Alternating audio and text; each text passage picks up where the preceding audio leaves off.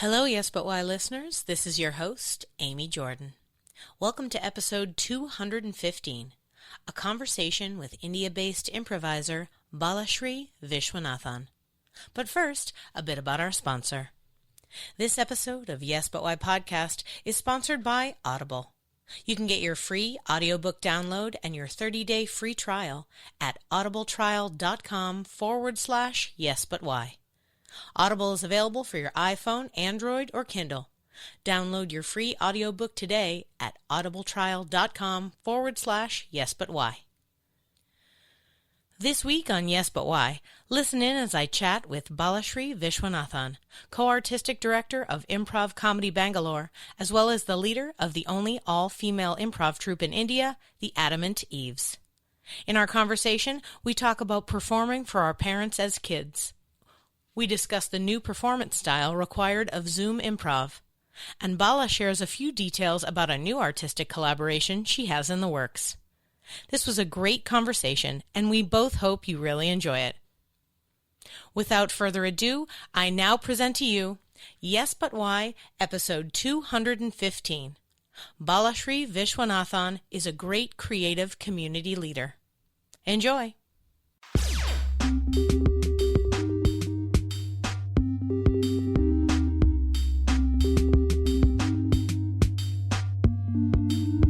I'm Amy Jordan, and this is Yes But Why podcast. Yeah.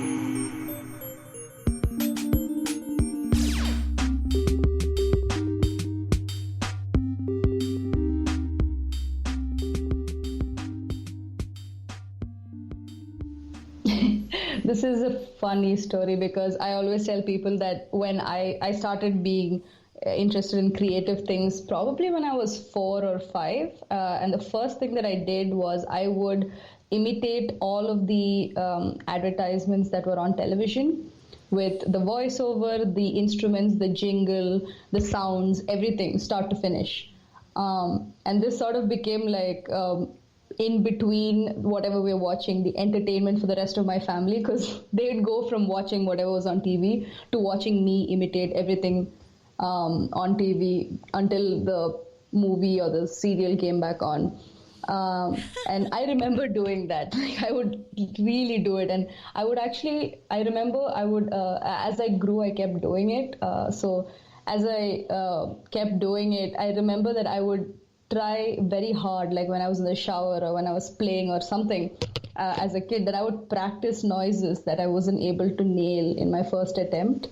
And then go back to my family, and then when they're watching the advertisement, I'll bring in this new sound and see if they noticed, and they'll be like, "Oh, cool! You couldn't do that last time. This was great. You did it." And that was sort of my first tryst with performance. Oh my God, that's so great. I love it. You know, it's crazy too, is it reminds me of my own kid. I mean, like yesterday he did an entire scene from Toy Story and I was like, what is he doing right now? And then I was like, oh my God, he's acting the whole thing out. Oh God, that's so fun. I love it. I also love the idea that you were cognizant of the like specific noises and stuff and you would work on them and bring them back. That's so, oh my God, I love it. Yeah, and this led to my father actually buying me a really small keyboard, like the electronic keyboard, and I, with no formal training, would just sit in front of the TV and try to match noises with what's coming on the TV and try to play things on my keyboard. And my parents thought it was the greatest thing. They were like, our child is a genius. But I'm just like, as I got older, I'm like, this is just what children do. You know what, though? It's certain parts of your brain, like from a person who's legitimately spending a lot of time with toddlers and reading books about stuff, like it really is, like to have, not every person has both the patience and the ability to listen to something and try to match it. Like, it's an important brain part. So your parents being proud of you about it is valid and good. I mean, also, you aren't an only child, right? They had you had siblings around. They had watched other kids grow up before. Yeah, so I'm the elder of two siblings, and my sibling is actually 8 years younger than I am. So, oh, wow. They really got it right and then had another one. I like that. Yeah. I like that. I like that effort. we need backup parent. So you're gonna you're gonna be old enough to carry a baby carefully, and then we'll have another. It was probably their game plan. I don't know. Speculation. You like put like a drum set in your siblings' room, and it's just like, listen, just work on it because we need this for the band. Yeah. No, so my sister didn't do that, and I don't think they grew up with a lot of siblings. So like they had their own siblings that they grew up with as well. They've never said that they told me like I've never seen my siblings do it. So I'm guessing this was probably the first time they were seeing someone do something like this. My sister is also artistically inclined, although in a slightly different way. She's more musically inclined. So, yeah. Did she learn by listening, or did she learn by somebody teaching her in a way that was this is C, this is D? Yeah, she was trained. She's actually trained in Carnatic music, which is the Indian classical music style. Oh. So it's not C, D, E, F. It's Saregama. Oh, what specific instruments is she working on then? She's just vocal. She sings. And I played the keyboard for a bit. She did too for a small amount of time, but it didn't stick. She was more vocally inclined. Interesting. I love that. So, like, your parents really had to be very supportive of this artistic bent that the both of you were just so, like, involved in it. That's great. Yeah. My parents were, I would say my father was like super like, but this is also a very Indian parent thing that all children need to be cultured in a sense. You either need to know how to dance classically, the Indian style, or sing classically, the Indian style.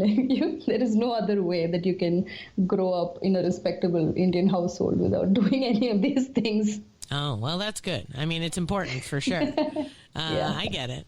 So you guys focused on the singing, not so much the dancing. It's cool. Yeah. Oh man, I can't dance at all. Even though I definitely took dance classes as a kid. But that's so amazing. I'm really so what happened? How did you nurture your performance interest? Like, you're a little kid doing these performances for your family, but how were you able to, do that? Did you have, plays in school, or were there performances in other venues? Yeah, so in school there were a few plays here and there, but I had a lot of stage fright. I wasn't really good at the plays, but the time I really was able to shine was when I would tell stories. So I remember, like, when I was in second grade or something, the teacher was just at her wit's end because the substitute teacher didn't show up, and everyone was just screaming. And I was a huge reader. I would just read demolished books, just very simple bedtime story books, which were easy to read, and I just flip through them and then read them again. And I thought, okay, the teacher was like, does anyone want to do anything to keep the other kids occupied? And I was like, oh, cool, I'm going to tell a story. So I got in front of the class and I told a story, which became 2 stories. And soon the teacher just decided to have me tell a story like every week. And then I would just read. I'd do homework for this. Like, I'd go back and I'd be like, okay, I have this storybook. I'm going to finish reading like 7 stories so that if they ask for more, I'll be prepared. And at the end of the school year, I still have the certificate that she gave me. The teacher gave me a certificate saying, Balasree gets, a certificate for storytelling, because she was great this entire year. And that's one of my most prized possessions from 1999. So wow. that happened. Yeah. That's amazing that she recognized your skill and not only, used it for her purposes, but also gave you a stage for you to perform in your own way in front of everybody. I bet you too, if you were saying that you had a little stage fright, perhaps, you had been a little shy, and when you came out of your shell, she was like, what? Let's do it. Yeah. Let's encourage this. Yeah. Yeah, absolutely. What a great teacher. I love it. And she gave you a certificate? Oh, yeah. Such a sweetie. Yeah. What's her name? Let's give her a shout out. Her name is Neeta. Neeta. Neeta, I don't know where she is. I lost contact with her a long time ago. Sure.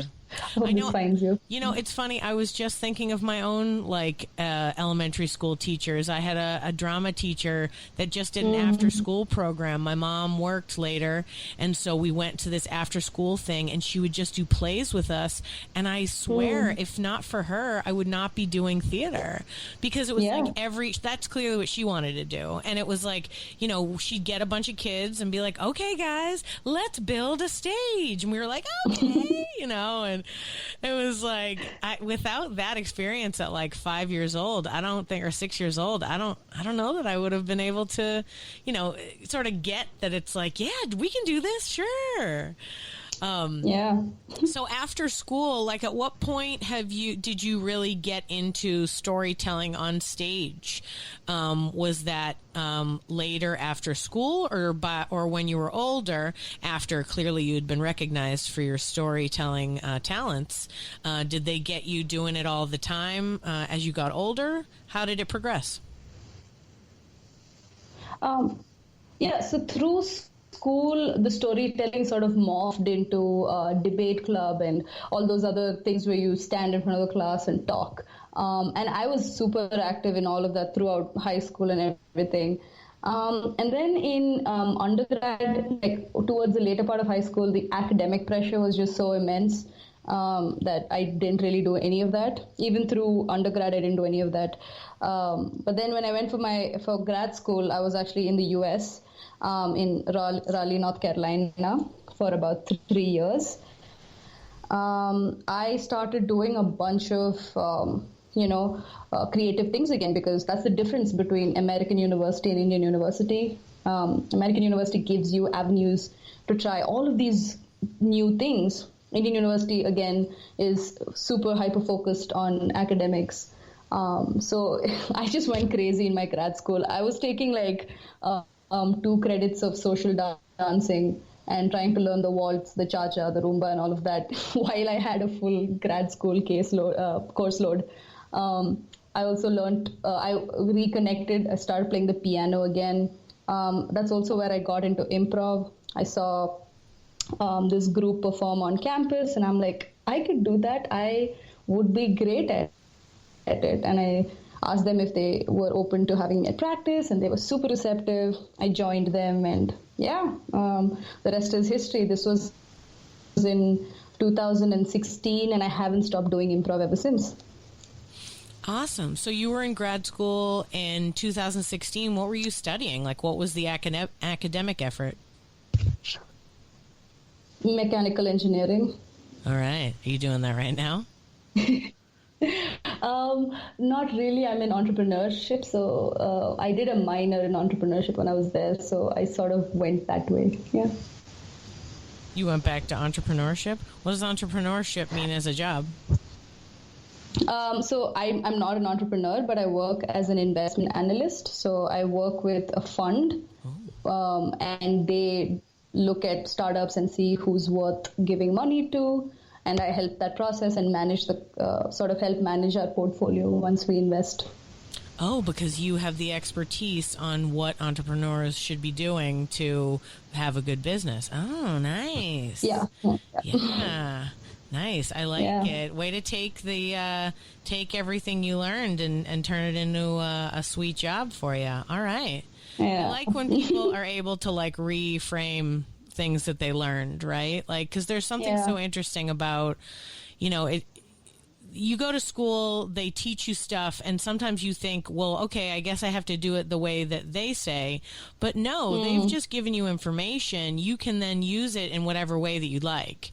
And so I really love it when I hear somebody where it's like, oh, well, I got a degree in this, but then I found a way to move it around so that now I use that knowledge to do this other thing. So it's it's great that, you studied the entrepreneurship, and then now you're in a position to help people who are doing that, to be like, okay, I believe in you. I want to suggest that my firm invests in you. And that's like, man, they need that for sure. And so it's great that you're, plus just the idea of the experience that you had, even just going to school for mechanical engineering. I imagine the like nose to the grindstone hard work of that was intense. Yeah. Oof. Oh God. It was terrible. Like, it was really, it almost killed me, so to speak. It was really, really tough on some days. But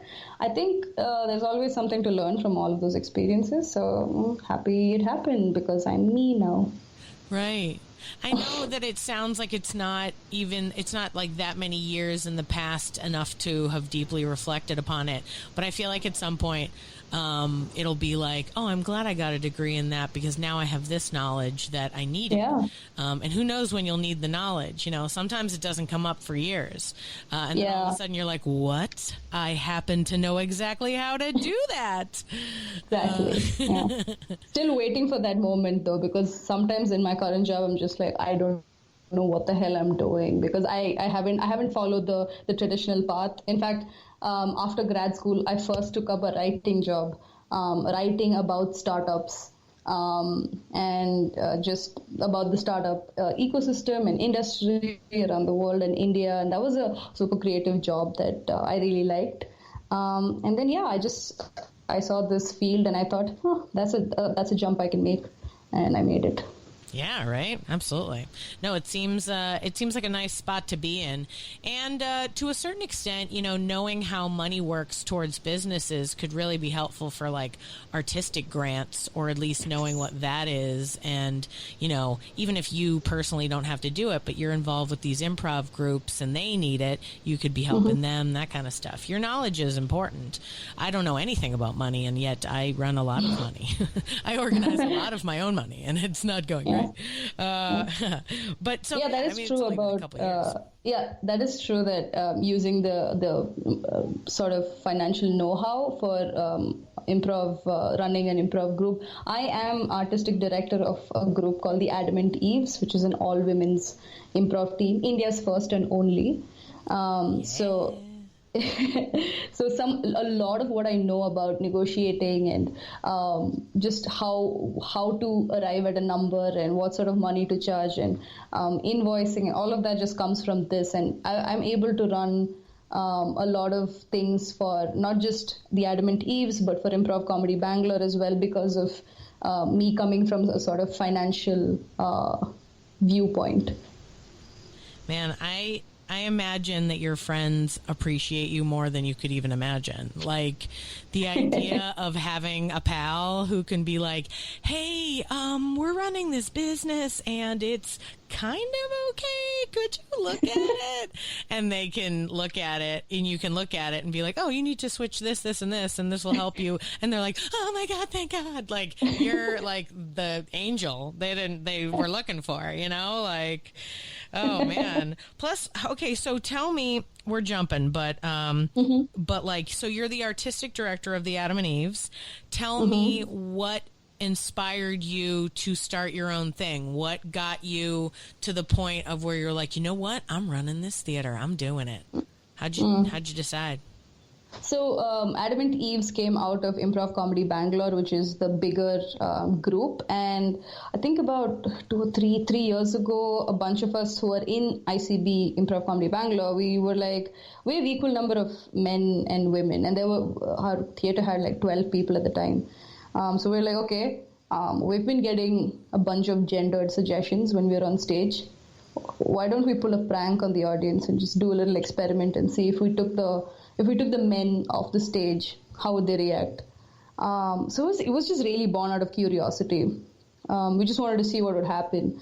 And 2017, we sat down, we ideated around names, and we've found Adamant Eves, and we haven't looked back since. It's become its own sort of brand in a way, where people identify Adamant Eves as its own brand and as its own theater, and not just a subset of ICB, which is pretty nice. I'm actually quite enjoying that.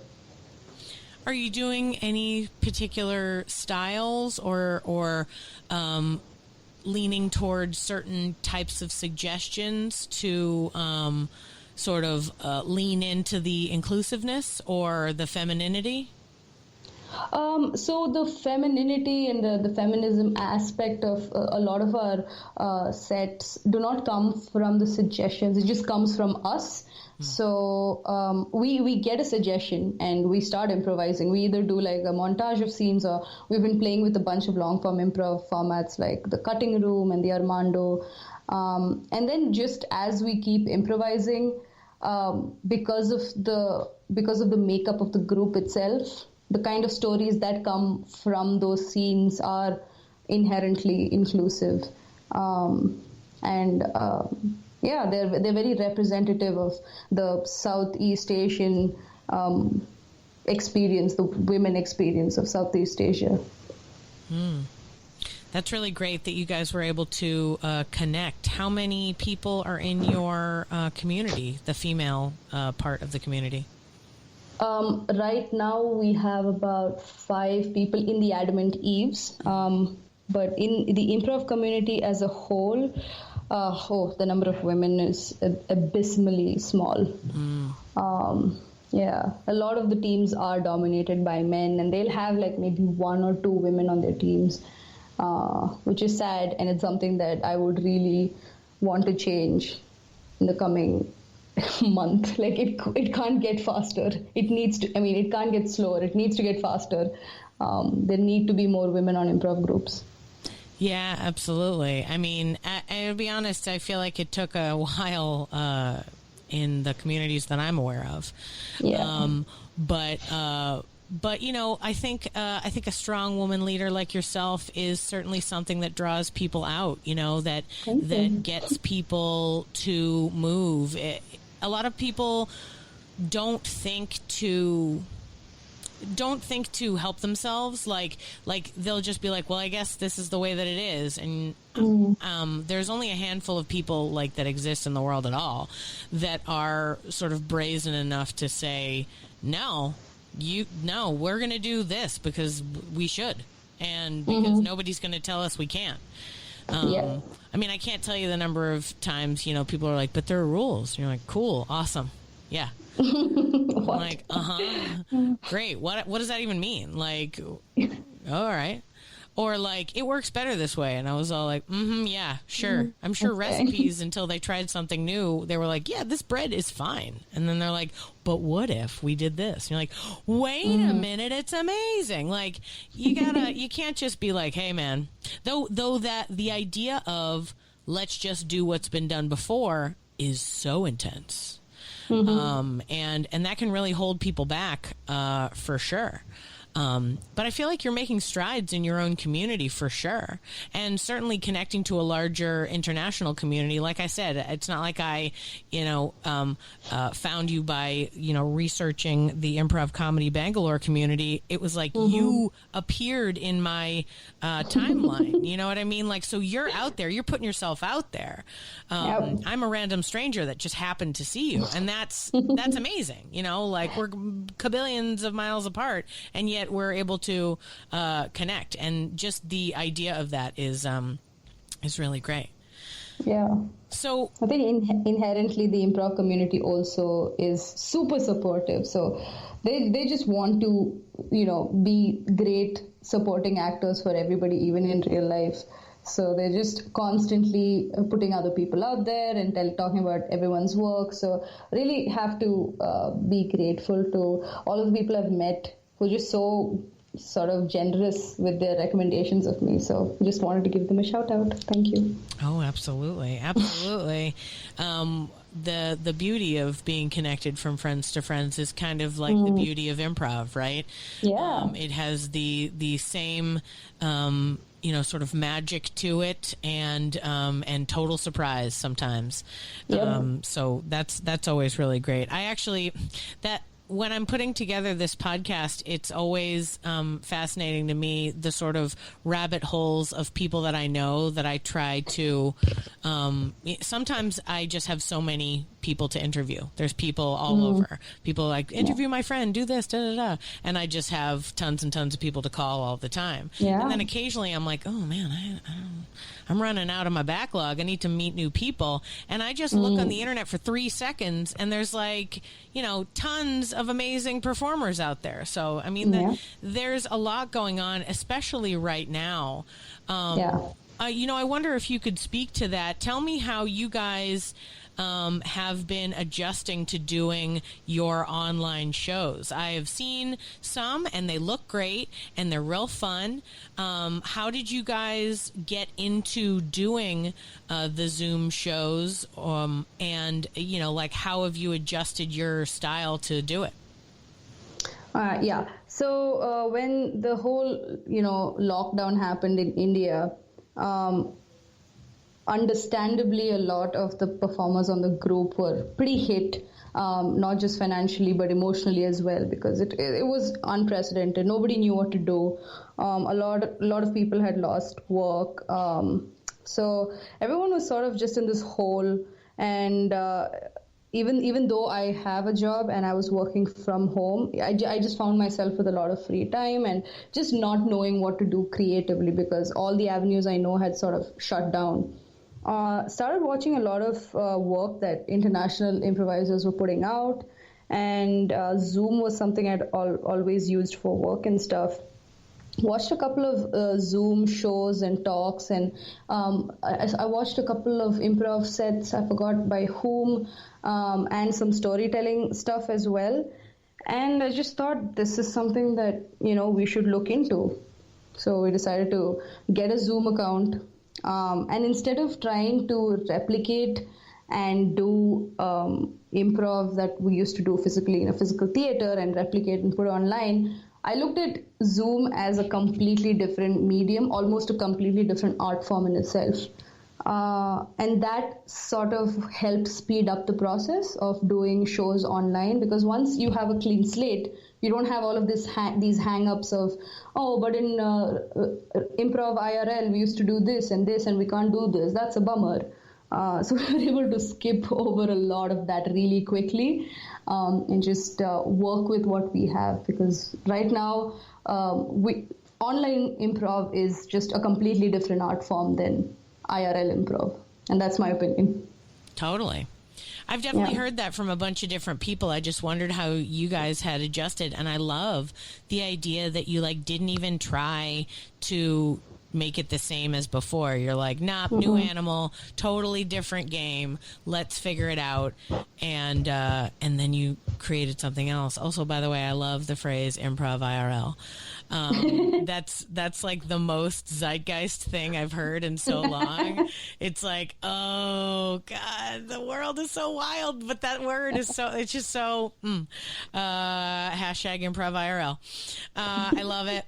But, okay. So how has it been for you? Like, do you find that there's only a handful of people from the community getting involved? I mean, I personally, I feel like you and I are similar in that, when things get harder, we're like, let's find a project. So as soon as I was like, ooh, the world seems to be ending in a certain way. What should we do? And my husband and I were like, let's produce an online video series. And I was like, about a few weeks into it, we were like, what did we do? But, we were just like, let's have a project, as a means to deal with it. Yeah. But I imagine, and I found with a lot of my friends that, they are not doing it. They are held back. They are sad at home. They can't do it. Or the work that they are now doing from home is now way crazier and harder to accomplish. So they don't have time to do it. How has your community response been to the online shows? Have there been a lot of people playing, or are you at, 40% capacity? I think it was important for us to first acknowledge that this is terrible, especially the situation in India. It was bad for a lot of people's mental health because, one, everything was locked down. 2, there was this fear of what's going to happen. And 3, I think this was the most heartbreaking one. A lot of people move from smaller towns and villages to big cities to find work. And when the Indian government just announced suddenly that, everything's going to be locked down, no transportation, no nothing, all industries are shut, these people who usually live where they work, like if they're working in a factory, they'll usually have like a small house or a small place where they can live within the factory. The factory owners told them that they can't live there anymore because obviously the factory is not running. And then they had no way to go back to their towns or villages, and they had no place to live in the big city. And so a bunch of these people walked thousands of kilometers from big cities to their small towns. And a lot of them died on the way because of starvation and dehydration. A lot of them were entire families with children and everything. So we are getting news of this every single day. And 1, we're trying to deal with everything that's happening. 2, we are getting to see all of these absolutely heartbreaking images in news and all of that. And we're helpless. We can't do anything. I'm going to say I couldn't do anything. And this is what I felt. I just wanted to do something, just not feel useless and not feel like I'm doing anything. I contributed a bunch of stuff, but that still was like, there was still this voice in my head that said, there's a lot more you can do. And so I just made a poster and I said, we're going to do an improv show, an online improv show. Invited contributions only if you feel like it, and 100% of those contributions are going to help people affected by this. So everything that we collect is going to go towards organizations that are doing work on the ground. And that really resonated with a lot of people. I guess it did give people a sense of purpose, instead of it just being, let's do improv and just ignore what's happening and continue on like everything is normal. That really drove people to resonate with, okay, some good can come out of this. And so the response from the community was super overwhelming. It took work, granted.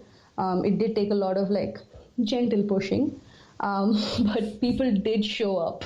They did show up, and they still continue to show up every week without fail. If we just put a call out saying, hey, we need 6 cast members or we need 8 cast members for the show, we'll find people. There'll in fact be 40 or 50 people who are ready and willing and ready to jump in. That's awesome. Have you guys raised a lot of money too? You guys have done good work? Yeah, we raised 70,000 Indian rupees over 6 shows. Wow. So just to give you a sense of what that could do, 2,000 Indian rupees can feed a family of 4 for a month. Wow. So we did 70. So I'm very proud of that. That's amazing. And you were able to find a good group that was working on the ground to help people? Yeah, we did 1 or 2 shows a week, and every week we'd change the organization that we were giving to. We've given money to, I think, 4 of those organizations with different causes. That's so great. That's amazing. I'm so glad that y'all's community was able to, rally together so well. That is really, really, really great. And that, you guys can provide a performance space for people who are wanting to interact and, get out there. I know a lot of extroverted people are having a lot of problems being inside, not being able to perform all the time. I personally am starting to get, I've gotten sad that I can't make jokes with strangers, going out around. That's my thing. And I didn't know it was my thing until this happened. I was at a drive-through or whatever, and I just made a joke to the person, as I was giving them the money, and then they couldn't, they were like, what? Because they couldn't hear me through my mask. And I was like, oh no, I've lost it. I can't talk to them anymore. We're not going to be able to, I'm not going to be able to make a random joke and make a crazy stranger laugh, or at least give them a story to go back to their coworkers and be like, check out what this lady just said to me. I'm missing so many potential friends. That's how I feel. Yeah. Yeah. Yeah, it is, it's a super weird thing. And I'm so sorry that there seems to be, that, you know, the factory workers were affected with such intensity. That's not cool. There are definitely a lot of people who have been left by the wayside. And I'm hoping that I'm hoping that this experience sort of, I don't know, shows us who we need to take care of and what we need to focus on as far as, like, you know, hey, like here, there are groups called the essential workers, and they're the ones that have to keep working, right? And it's like, you look at the list of who's working, and you're like, guys, these are the people we treat the worst. Like waiters and people who work at grocery stores. Nobody's like thinking, you know, if my kid graduates college, I really hope he works at the grocery store. Like, and I don't mean that they shouldn't. I think they should, because I mean, the people that are doing the work to help everyone, to be there, to, like, even the people that are doing the extra orders for the older people that are at home, and they'll do like delivery and stuff. Like, that's amazing. You know, I don't know. I feel like this is certainly a worldwide situation that we are all having to deal with right now, and like with one another. Like, sometimes I'm sure we've all experienced it where, like, you see a country going through something and it's not your country, and you're like, man, I wonder what's up with that. But now it's like everyone, like, they keep being like, we have to deal with this. No. The Earth has to deal with this. This is not a one country problem. This is not a continent problem. You know, it's like, it's a planet problem. Yeah, and it's just a crazy. It should be. I just hope, especially with the internet and the fact that we can be connected with each other, that it allows us all to be able to talk to each other in a way that, like, gets a better future. Like, if you and I are strangers having a conversation about how the world could be better, and even just the energy of that means something to the Earth. Like the fact that we're both hoping to take care of other people. Like, I worked on a charity show as well. I love that. I love that. Yeah. You know, but I love that, again, you and I are strangers. We have this in common now. You know, but like that idea that we want to, you know, there's people who need help. We want to help them. You know, like, I have the means, I have the ability to do this. I want to do it. I want to help what's going on. I think that energy is going to be good for the future. You know, my kid, and maybe if you have kids eventually, I don't know if you have kids right now, or other, you know, like the next generation and whatnot, like the way that it reflects, and maybe they're kinder because they can see the world globally in a way that we never could. Fingers crossed. Fingers crossed. Yeah, fingers crossed. No, I don't have kids, by the way. Don't intend to either. Oh, okay. Well, I was going to be like, well, if you did, then we'll make sure they're nice and sweet, taking care of the earth. But, okay, that's fine. No pressure. I try to make sure other people's kids are also nice and sweet. Yeah. I do what I can. Well, that's good. I mean, you're a leader. People will see you as a strong woman leader, and then some young girls that are kids of your friends will see you and go, maybe I can do that too. And that's important. That's important. Heck, even just whomever listens to this episode can hear your voice and say, like, hey, I could do that. That's a thing. Hey, I have that skill. I didn't realize I could use my skill for this, you know? I mean, I don't know. I'm all about trying to put ourselves out there to be potentially inspirational to other people who feel like they can't, you know? Yeah. I like improv because there's something so beautiful about not only creating something from nothing, but also like appreciating the mistakes, or rather not seeing them as mistakes. No matter what happens, it's just a new thing to fold into the mix. And I feel like that has helped me in my larger life. Like, that has allowed me to see tough times like now as like, okay, instead of being like, why did this happen to me? Why did I have to be the one to deal with this? What's going on? I'm like, okay, what's the lesson? What do I have? Yeah. Not only like what skills have I amassed for years I didn't know I needed until right now, but also like, how can I take something from this? What can I learn? What can I soak up from this experience that'll make me a better person and make the world around me a little bit better? Yeah. That's like almost my religious view of improv. For sure. Yeah. I feel the same way. Yeah. At least the time between wallowing and then getting up and dusting yourself off has definitely reduced. Because I still feel like people should be given their wallow time, at least a little bit. Just wallow for a bit, but then get up and do something. Sure. Yeah. It's like a scene, though. It's like a montage. You're not on stage all the time. Sometimes you're on the sides. Yeah. It's okay for you to be on the sides. You know, I teach level 1 improv, like the noobs. As soon as they want to take improv, I like talking to them first. And one of the things I like talking about their first show is, okay, guys, when you're doing this show, if you're on stage, you're in the scene. So focus on that.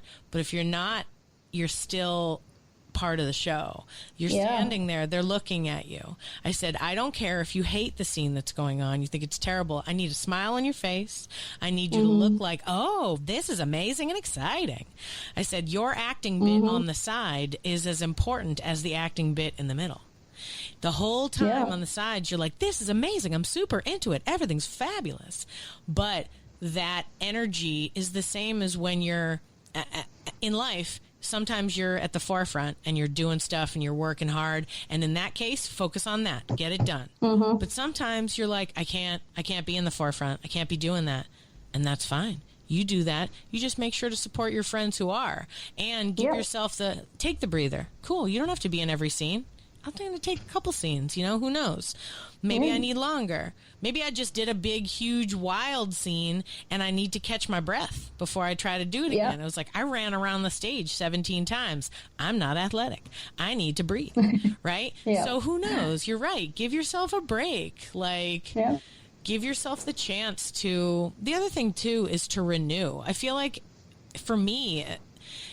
You know how they say to be a good artist, you not only need to perform and do things, but you also need to soak up art, and you need to soak up what other people are doing. Yeah. That, I think, is what we don't give ourselves the chance to do. And I mean that even as a person who legitimately watches too much television. I definitely watch too much TV, but I don't soak it up.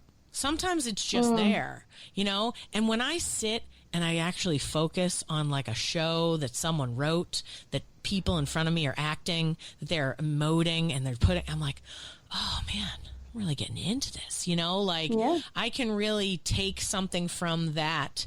And I feel like that's what a lot of people are feeling bad about being at home and not doing stuff. And I say, no, fill yourself up with the artistic, inspiration from everybody else that has been making art forever and or making it right now, I'm really fascinated by what's going on online and all the different communities. You said that when, before you guys went online, you were watching other shows. What were there any things that you saw that were particularly inspiring? Were there any moments, and even if you don't remember who you watched, you probably remember what the scene was about or whatever, but if there was a moment where you're like, yeah, this is really getting something that maybe we didn't get before. Yeah.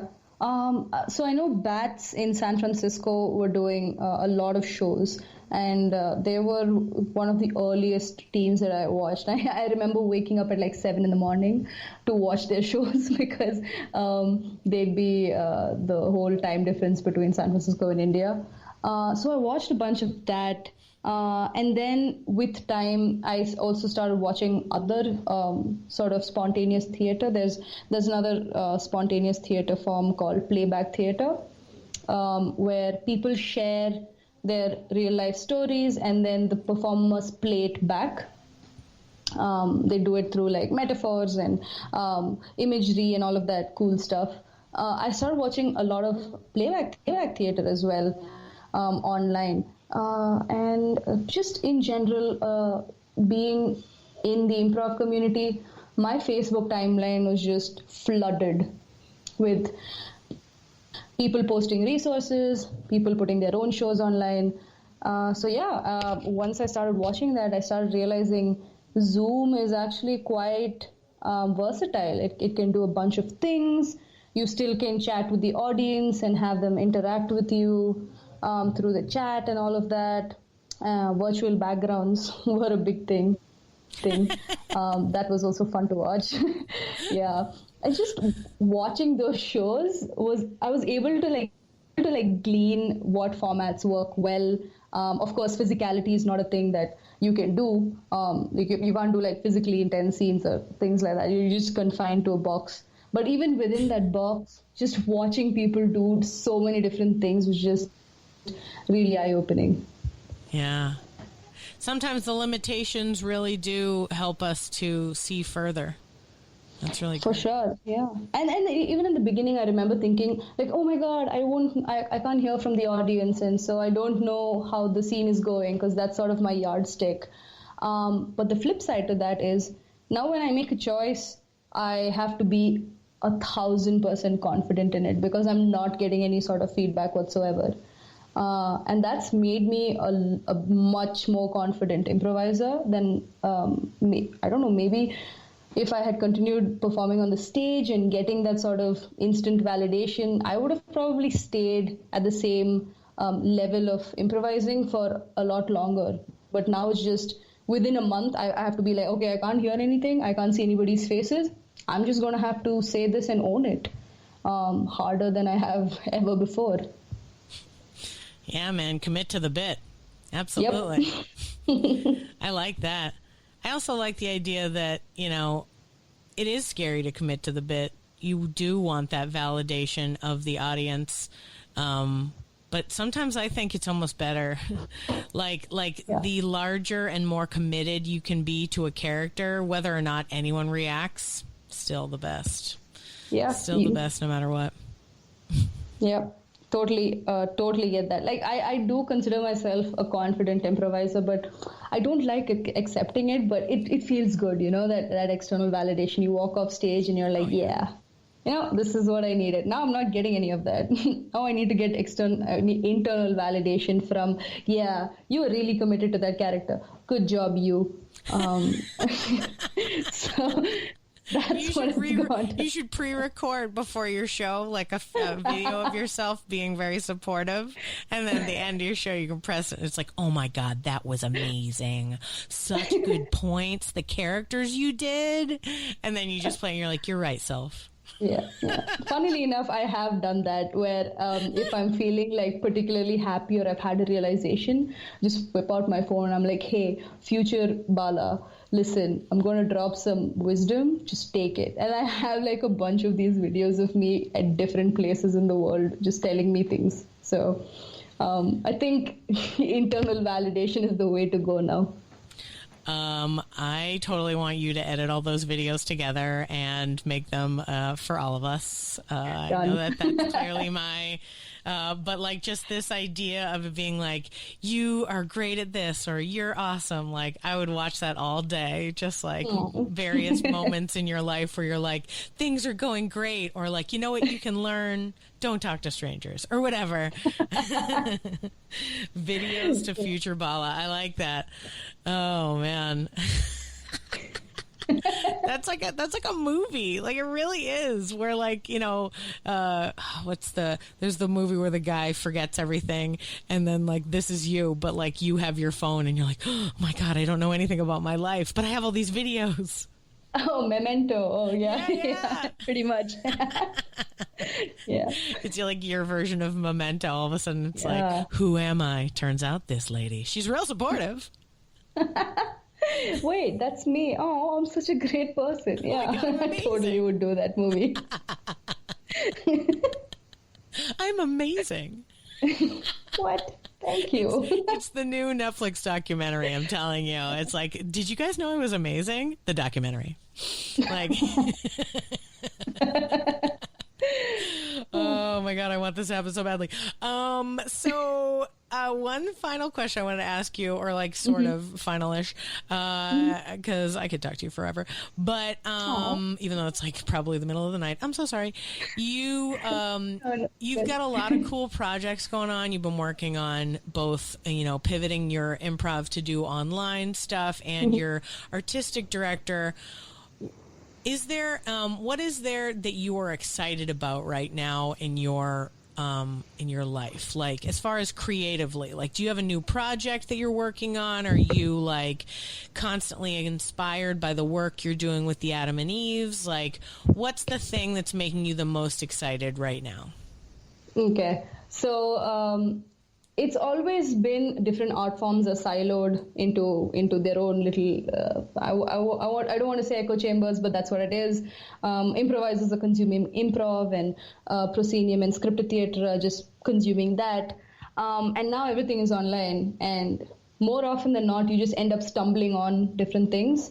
So I'm super excited about marrying all of these different art forms into maybe one theme or one format or one show, and that's what I'm actively working towards right now, is sort of marrying poetry, storytelling, improv, playback theater, and scripted theater, and see what comes out of it. Also because a lot of the people in the theater, like in our company, also come from writing backgrounds, poetry backgrounds, scripted work, all of that. So that's one thing that I'm super, super excited about. And then also would like to do a lot more storytelling. That's something that I've missed doing. And storytelling doesn't need that much of a shift from offline to online. It's more or less the same thing. So not the case with improv. So these are the first one is actually what is taking up a lot of my mind space these days, is just marrying different art forms and sort of crossing over and seeing, hey, look, I have this and these are the skill sets that come with this art form. Take what you can from it, take what you want from it, and then show me your toolbox, and I'm going to take stuff from you as well. And are you like having individual meetings with different artists to like compare notes and come up with ideas, or are you kind of just brainstorming on your own right now and then you'll bring it to the team? So I'm actually now doing playback theater. I have been training in playback theater for the past, I think, a few weeks. And I'm actually doing my first playback theater show tomorrow at around this time. Yeah. And then just meeting, and I actually do brainstorm quite a bit with people from different backgrounds, and then ask them what they think has worked in their shows. And I sort of look at things that are in their art form and say, hey, I saw this and I really like this aspect of it, or I really like this format. Can we sit down and think about how to bring this into improv and sort of bring the playfulness of improv to it? And is there a way to elevate what we already have by sort of borrowing from each other? Yeah, that's awesome. Are you hoping to put it together in like a single show, or are you hoping to create like 3 or 4 different formats for, artistic creation? So right now I'm working on one format with another group based in India. They've been doing some really good work around improv and scripted work as well. And I just called people and I'm like, hey, I'm super interested in collaborating. I think your work is great. Let's get on a call and talk about it. And we just started doing that last week. And then again, I'm also in a duo with one of my Adamant Eves teammates, who's also a very, very gifted playback theater artist. Her name is Lakshmi. So the two of us are doing a duo, and we've sort of married what we know about playback and improv respectively into a possible format. So those are the 2 things that I'm working on right now. Awesome. That's great. Are you able to do duo shows with Lakshmi while you guys are at home? Yeah. That's so we've been workshopping our format and stuff. We're hoping the first show is on the 6th of June, fingers crossed. And yeah, we're going to be doing these duo shows online. And that's the thing, we're thinking of it from an online first perspective. And then when everything opens up, then we'll think about, okay, now we're back to improv IRL. How do we take our format from online to IRL? Honest to goodness, though, I mean, I feel like if anybody needed a new revenue stream, it was improv theaters. So Sure. the idea that you can develop all this online content and then maybe, you know, when we go back to being on stage, now you have two separate tracks. Like one's totally on stage and then one's totally online, and they're both exploring new styles and trying new things, but just using the medium of a stage and an audience or a online setup and like a phone call, and see how those things are affected. But I mean, theaters are going to need to make some cash whatever way that they can. So having both of those skills, I think, is really great. And like, what a great way to be inspired and keep the artistic flow going. Yeah. And I want to reiterate that if anybody is thinking about just taking what they do on stage and then trying to adapt it to online, just don't do that. Start from scratch, just clear your drawing board, just not everything, but all of the games, like really rethink from a viewer's perspective, because I think we lose sight of that. We're just like, okay, we're going to do improv, we're going to do it exactly like how we do it on stage, and we're trying to trick the audience into thinking that this is a stage and nothing's changed, but that's not the case. We need to work towards shorter attention spans, standing out, because there is a universe of options out there. People can watch like any number of things at any given point in time. So what brings them to you? It's the fact that you interact with them. Netflix can't offer you that. So there's real value in that, so hold on to that. I like that. That's really good. And it's also the most connection we've probably ever had with performers. Even if you were sitting in an audience before, they were still strangers in front of you. Now you can like type in a note and immediately they see your support of them.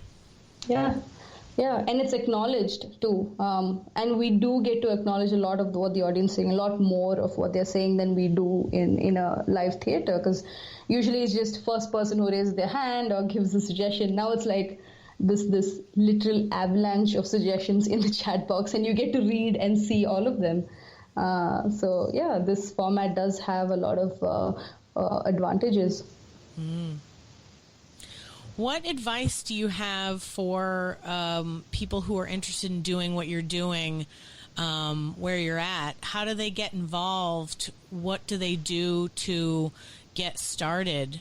How could they be more like you? Oh, no, there is only one of me. Please be advised. But jokes apart, I know a lot of theaters around the world are doing these sort of jams and mixers. We do them as well. We do jams or mixers, which are kind of these sort of workshop tasters. They're about an hour long, about 12 to 15 people. One person, I sometimes host them, a lot of people host them, different topics, all somehow related to improv. We do improvised poetry, improvised music, so on and so forth. Just go for those. It is daunting, but you have the power to just turn off your camera and leave if you don't feel like it. So that's something that you can always exercise if you do have the fear of, what if this is not something I like? Wherein if it was the real world, just upping and leaving from a room would be considered rude. This is not so much. So all of the etiquette things are on your side. So just sign up for these jams and mixers, go for them, see what it's like. I am 99% sure that it'll be great, because it's more often than not, it is a non-judgmental safe space where you're just expected and allowed to fail as gloriously as you want.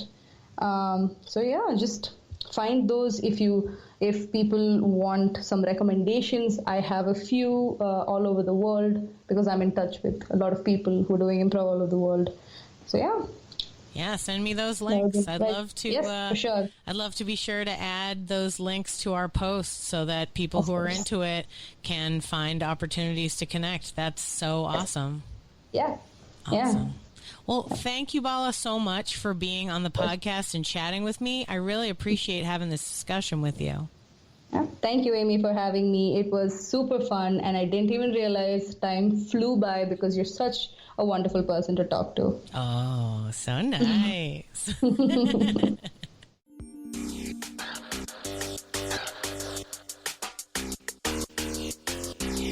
Thanks for listening to Yes But Why Podcast.